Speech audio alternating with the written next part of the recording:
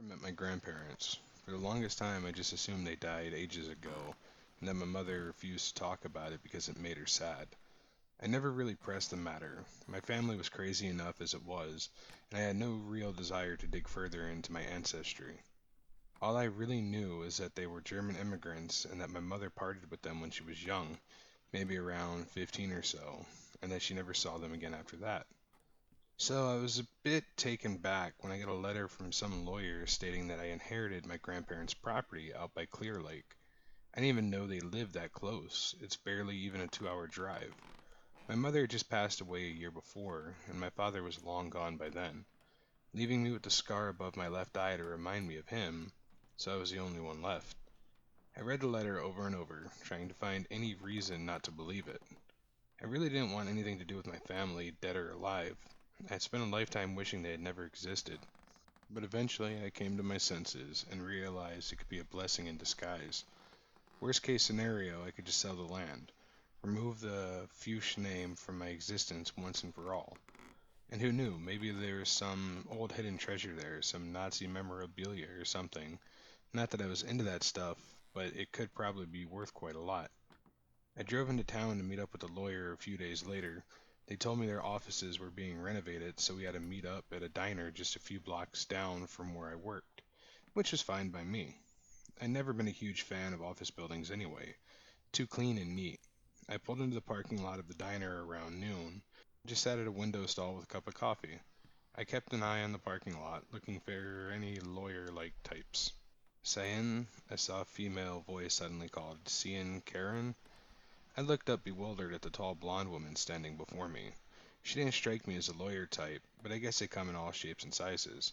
I nodded and took a sip of my coffee. She smiled coldly and sat down opposite of me. Cyan, I corrected, but yeah, that's me.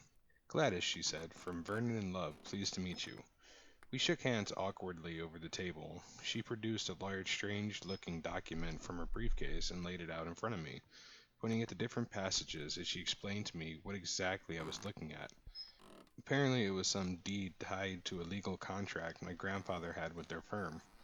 You need to sign the deed here, there, and there, she eventually concluded, pointing at three dotted lines in the last page of the document. And that's it? I asked. I just owned the thing when I signed the paper? She nodded and handed me a pen. That's correct, she said. Your signature ensures you legal ownership of the property and all that comes with it, physical or otherwise. I nodded thoughtfully and signed. She just handed me an envelope and got up from her seat. I wish you luck, she said. She gave me a creepy smile. I think you'll find the property interesting. Sure, I said hesitantly, looking forward to it. She walked out of the diner, leaving me wondering what exactly she had meant. Interesting, physical or otherwise? There were a lot of strange phrases going around. I sat for a while sipping my coffee, thinking about what to do next. I could drive up to Clear Lake next week. I had a few vacation days to spare, so it might just be the time to use them. It would give me plenty of time to assess the property and whatever else that was there. When I walked out of the diner, it was dark. I couldn't tell you how long I'd been there, but sure as hell wasn't that long. But the strangest thing is that I didn't even notice. I just walked to my car, got in, and started driving. I drove for hours, like I was on autopilot or something. Yet I can't remember anything clearly. I still feel creeped out thinking about it. When I finally snapped out of it, I was standing outside my grandparents' house, or my house rather, looking into the closed front door. I didn't know how to react. I was just so disoriented, and I couldn't for the life of me remember why I decided on driving up there that late at night. I just peered down at the envelope still in my hand. I opened it gently and fished out the only contents of it. It was a key. I stood there staring at it for minutes. My brain started to work out what to do next. I didn't want to be here like this, but I also didn't want to drive all the way back in my current state. I took a few steps back, assessing the property. It looked a lot smaller than I had hoped, and the garden was in a state of total disarray. The porch light was working, so they hadn't cut the electricity yet, which was somewhat comforting given my current state of mind. It would also mean that I didn't have to explore the house in total darkness. I pondered deeply since I was already there. I eventually decided I might as well check it out. I unlocked the door, but had to give it an extra push to get it all the way open. It creaked eerily as I stepped into the total darkness of the house.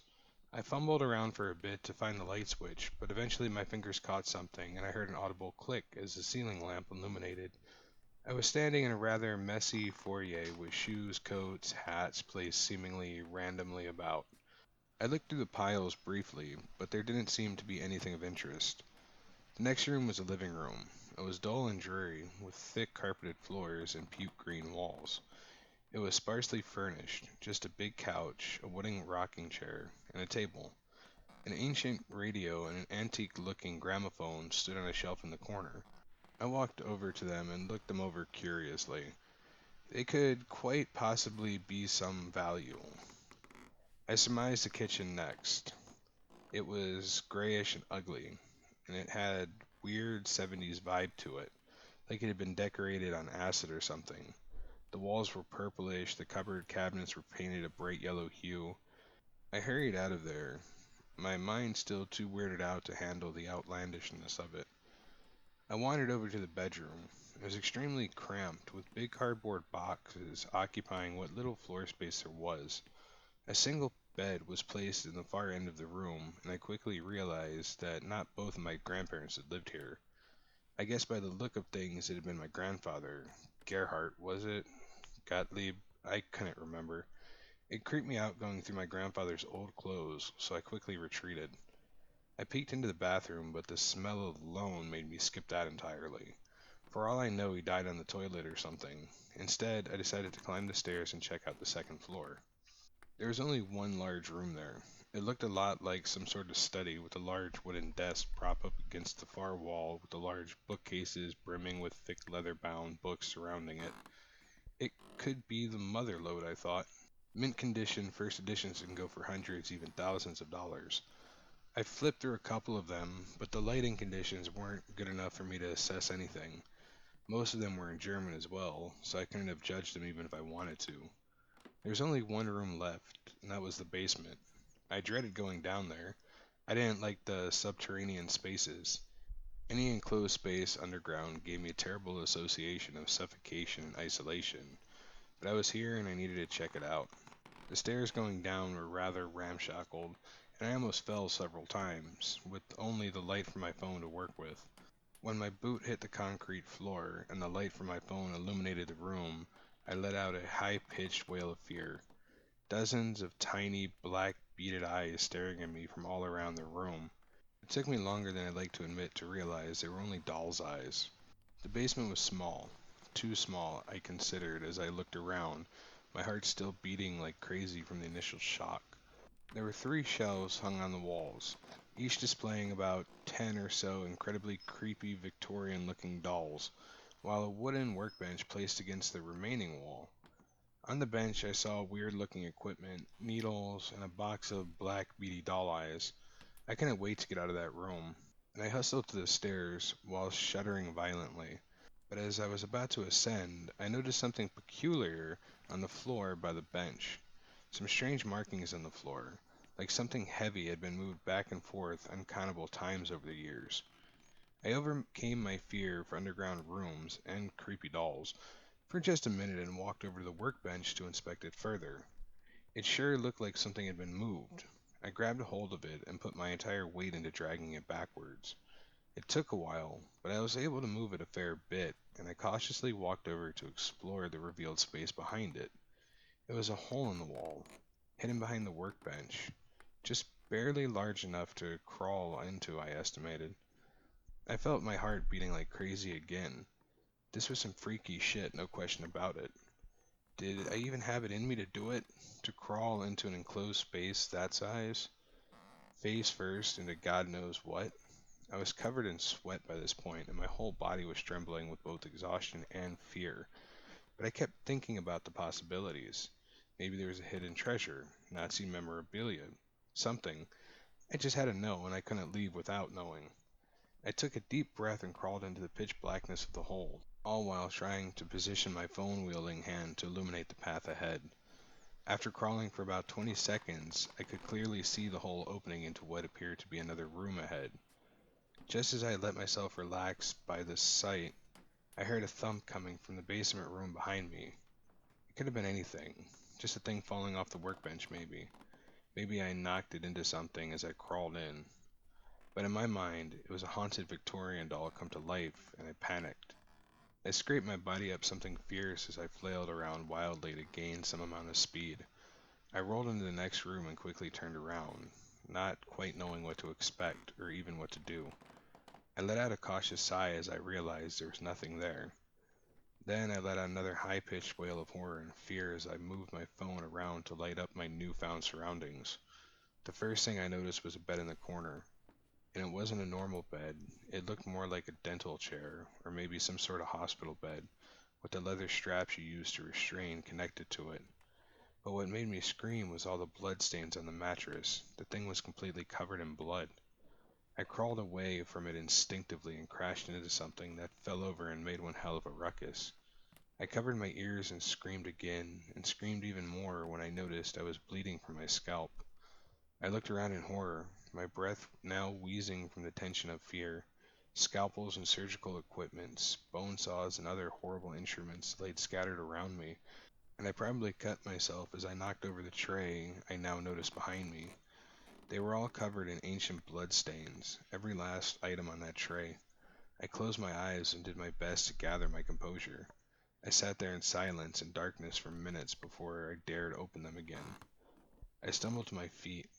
This wasn't at all what I was expecting, and my head was spinning and my heart was racing and my body convulsed involuntarily as I desperately tried to get a hold of myself. What should I do? What was this place? It certainly looked like something out of a horror movie. Should I call the police? Was my grandfather a serial killer or a mad surgeon or something? What really happened in this room? I stared at the hole I just crawled in from.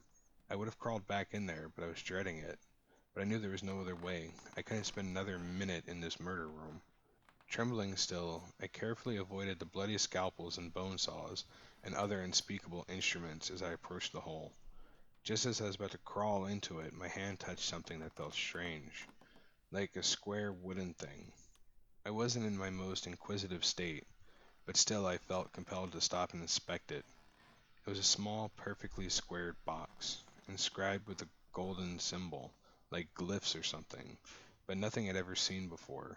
Some H.R. Geiger kind of shit. I let my fingers run over it, feeling every nook and cranny of it.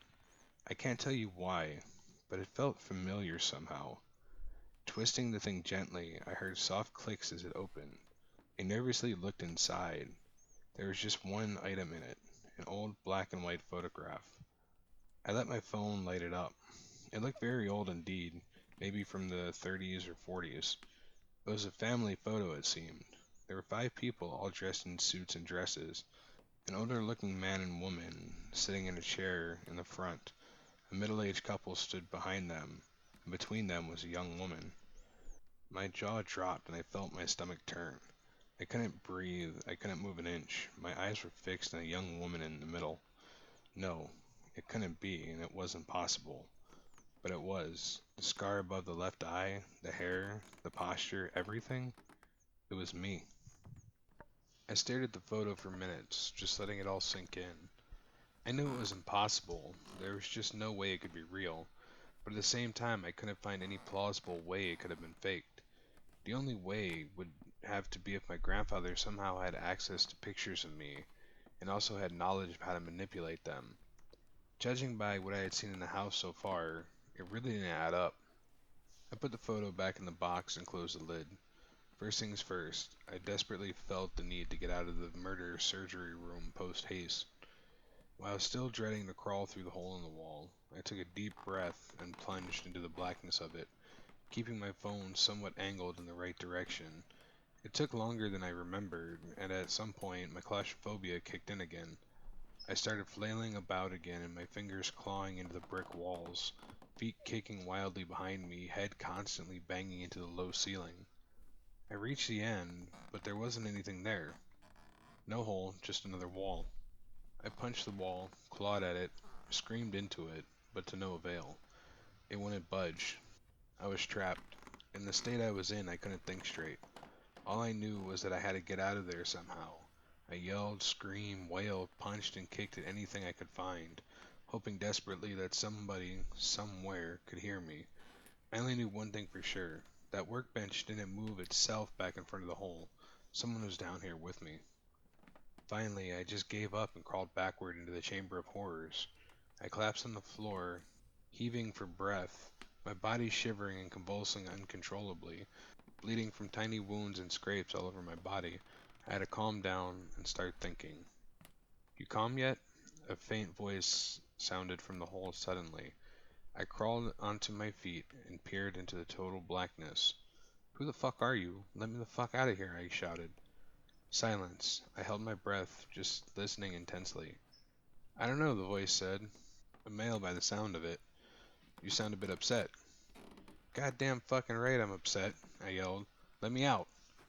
I could hear the sound of something moving, followed by a loud crash, like something big falling onto the floor, smashing into tiny pieces.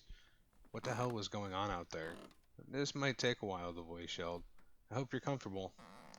I felt my anger rising, now completely replacing my very rational fear. There was no way I was spending another minute in this dreadful place. Get a fucking move on, I yelled. Just pull the fucking bench back. I heard more crashing and thumping, and muffled yet audible swearing before I finally noticed light coming from the depths of the hole.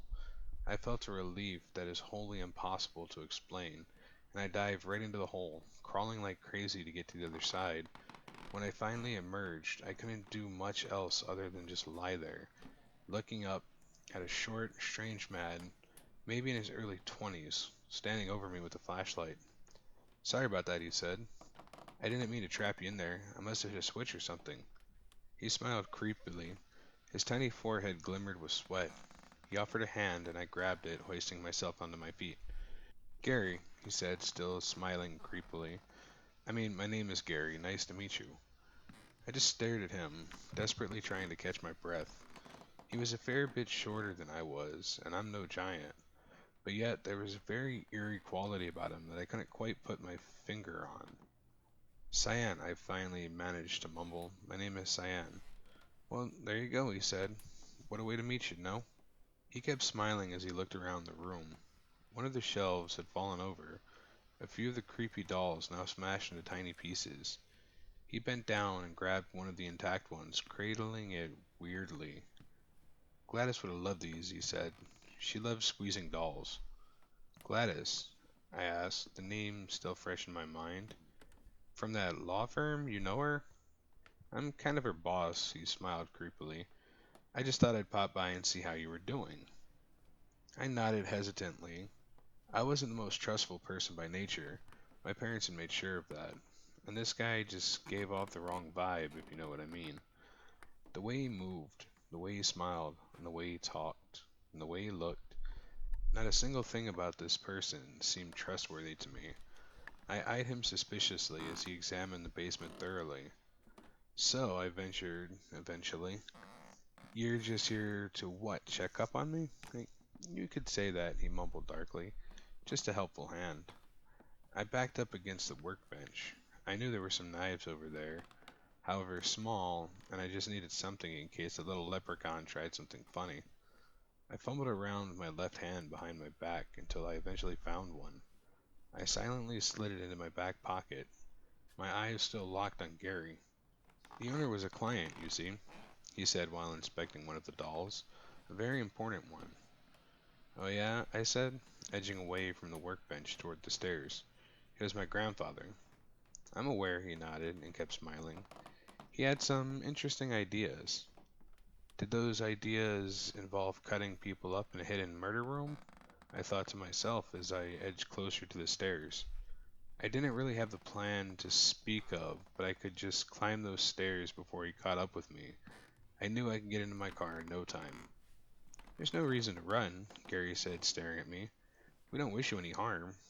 I didn't, I started, voice trembling. I know that, I'm just a bit creeped out by this place. He stared at me for a while, his gaze unflinching, smile ever creepily present. He nodded and motioned me towards the stairs. Let's talk upstairs instead, he said. There's much to discuss. I climbed the stairs carefully, remembering vaguely the wobbly steps that almost caused me to fall the first time around. Gary followed close behind. His flashlight waved erratically as he stumbled up the ramshackle steps. I was trying to calculate if I could make a run for it, if I could make it out of the door before he caught up with me. Maybe I could kick him down the stairs. Maybe. "Why did you leave the box?" Gary suddenly asked. "I would quite like to see it." I reached the top and just turned around, staring at him intently. How could he know? How could he possibly know there was a box? I felt my blood filling with adrenaline again.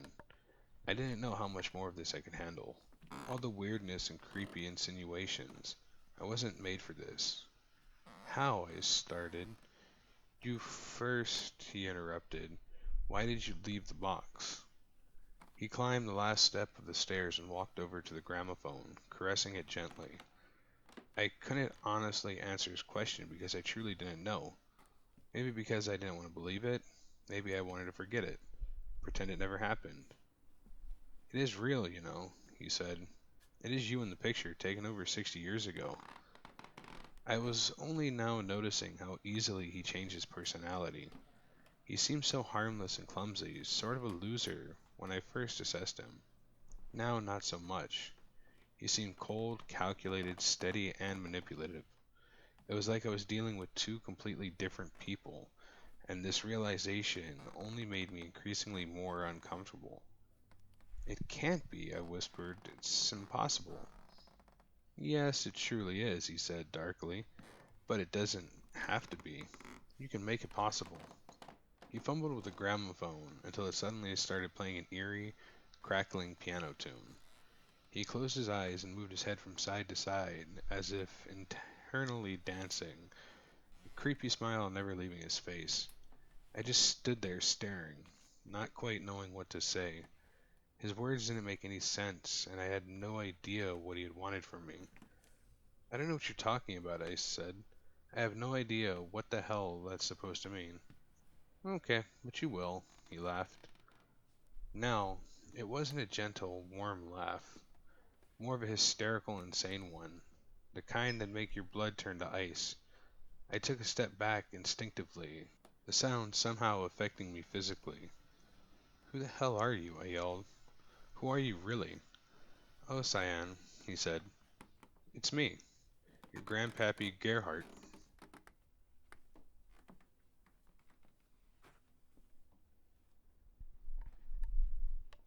It's time for an interruption from the host. There's a saying that goes something like, "You're born into fear, you die in fear, and life in between is just moments without fear." It isn't far from the truth, but it is also entirely avoidable. All you have to do is obey the host, then you will no longer fear anything or anyone ever again. I was once Gary Fouche. I was also once Gerhard Fouche. Still am both and neither. And I will be Cyan Karen Fouche. Sure, in the end it is a choice, but whether the alternative is a life filled with pain, fear, despair, and death, what choice is there really? As a cog in the hive machine, you will no longer be bound by simple concepts such as time and space. You can exist whenever you want and whoever you want. And when you've had enough, you can just jump ship and climb into another host. I am the first among the hosts of the Fuchs bloodline, and it all started with me. I found the hive buried deep within the flesh of all mortals. Tear out some sinew, muscles, tendons, and all the odd organs, you can find it too. Once you've uncovered it, it will be inherently present in your bloodline. It just takes a little nudge to awaken, a simple blood signature, a short message to reactivate, and there it is, in all its glory. And once it's awakened, you can share the existence with your entire bloodline. Some call it a parasite to control all. But how does that really differ from, say, a god? It doesn't. What does it want? It is complicated. It wants what we all want, total dominion of all. And if it isn't the greatest cause of all, I don't know what is. I borrowed the narrator long enough. Let her continue. End transmission.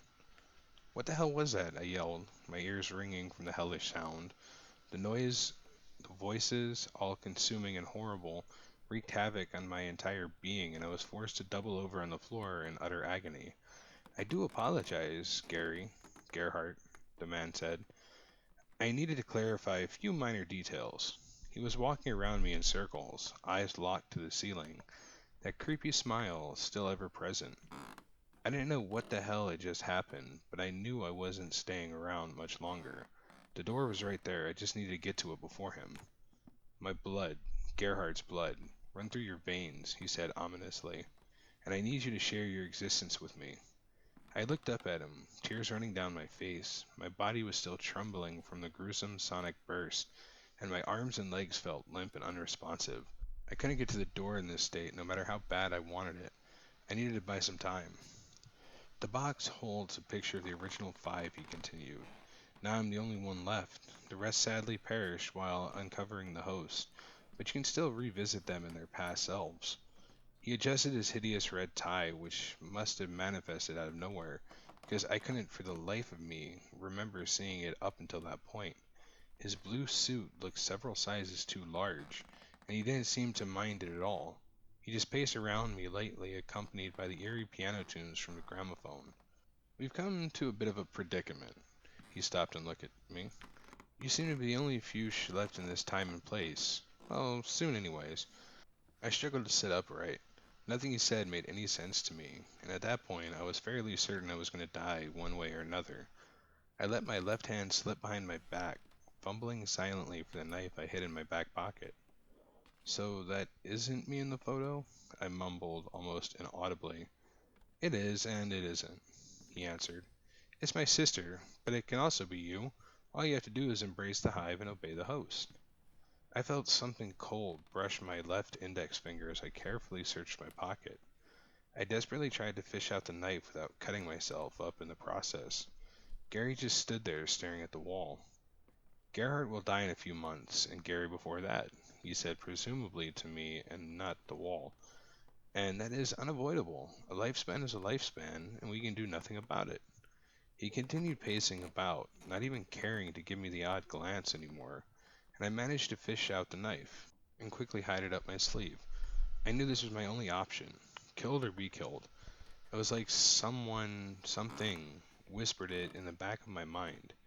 Leaving you as the last remaining Fuchs in this time, he paused and seemed to think for a brief moment.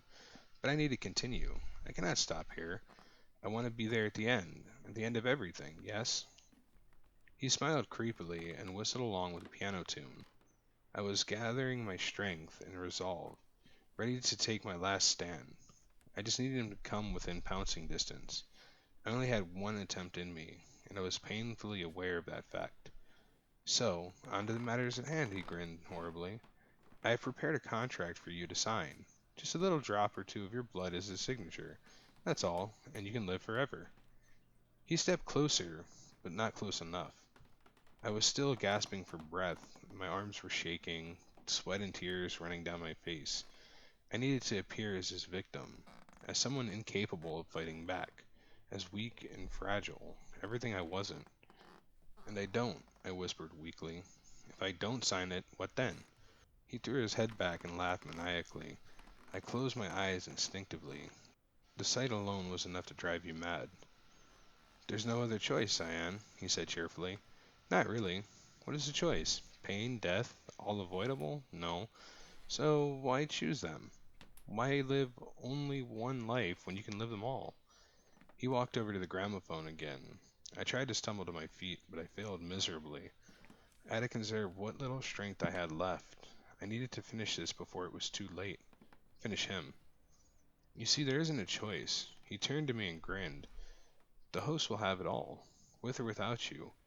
It is just preferable that it is with you, with me, is all.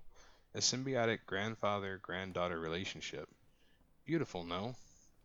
He put on another record, more piano tunes, and walked back towards me. I was still sitting, my left hand gently caressing the handle of a knife, still hidden in my sleeve. I eyed him intently. Just a little bit closer, I thought, as I bit my lip in anticipation. I don't know about you, I said, but I don't like sharing. Oh, but you will, he laughed. You just have to give in to the host. Everything will be so much clearer once you feel the glory of the hive machine. He slowly stepped in front of me, bending down to catch my gaze. His creepy smile seemed to stretch from ear to ear. and all remains of what once was Gary had vanished. He was Gerhardt now, through and through. Enough of the small talk, he said. Let's just get this over with. I couldn't agree more, I said, as I stabbed the knife repeatedly into his abdomen in quick succession. Blood sprayed from the wound, almost covering me entirely, and he rolled over gasping, taking me with him with a firm grip on my right hand. I just kept stabbing him over and over until his fingers released and I could roll off of him, gasping for air. Gladys, he coughed. Gladys has a contract. Make sure you sign it, yes? I watched in horror as his lips curled into that creepy smile. I knew all along. He knew I was going to kill him. That he, Gary, was going to die. He laughed, coughing up blood and spit, gargling gruesomely for minutes until it just eventually stopped. I stared at the pitiful wreck for minutes, not feeling 1 ounce of regret. After a while, I managed to stumble to my feet, shambling recklessly towards my car. It didn't much feel like driving, but it sure was better than staying in that godforsaken murder house. I guess I had a choice to make. Live forever shackled to my heinous bloodline, or die alone but free.